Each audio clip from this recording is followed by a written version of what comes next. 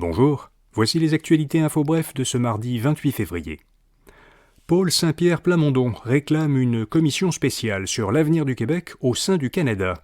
Plamondon en fait la demande à François Legault dans une lettre qu'il a publiée. Selon lui, les récents revers du gouvernement Legault dans les dossiers des transferts en santé, de la protection du français et de l'immigration le justifient amplement. Plamondon effectue en ce moment une tournée en Europe.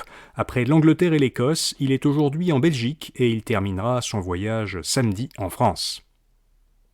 Concernant le renouvellement des conventions collectives dans le secteur public, le gouvernement et les syndicats continuent à s'accuser mutuellement de ne pas vouloir négocier.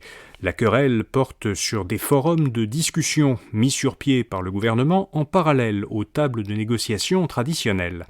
La présidente du Conseil du Trésor, Sonia Lebel, assure que ces forums sont des tables de négociation centrales qui s'ajoutent aux autres sans s'y substituer. Elle dit que l'objectif de chaque forum est d'y réunir tous les syndicats qui représentent des salariés d'un même secteur d'activité. Mais l'ensemble des syndicats qui représentent les employés du secteur public refusent de participer à ces forums.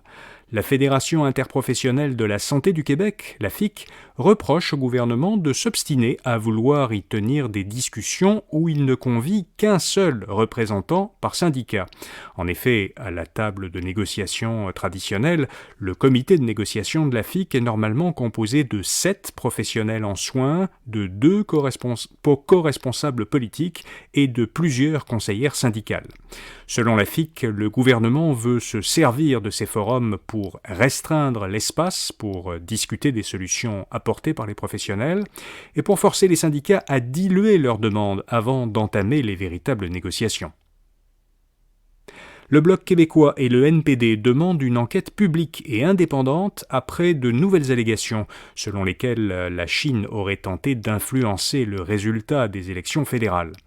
La chaîne de télévision Global rapporte que le député libéral Han Dong aurait bénéficié du soutien d'un consulat chinois pour se faire élire à Toronto en 2019.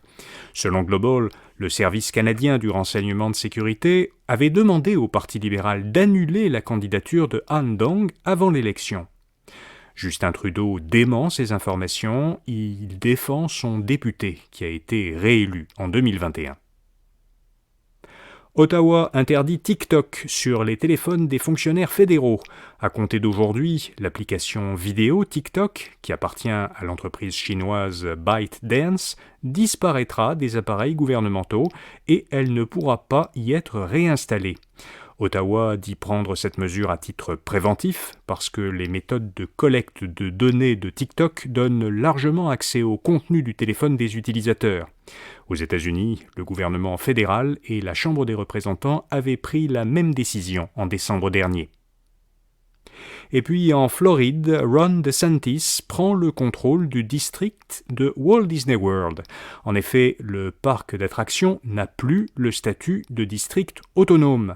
Le gouverneur de la Floride et potentiel candidat à l'investiture républicaine a signé une loi qui lui permet maintenant de superviser directement les services gouvernementaux dans le parc d'attractions.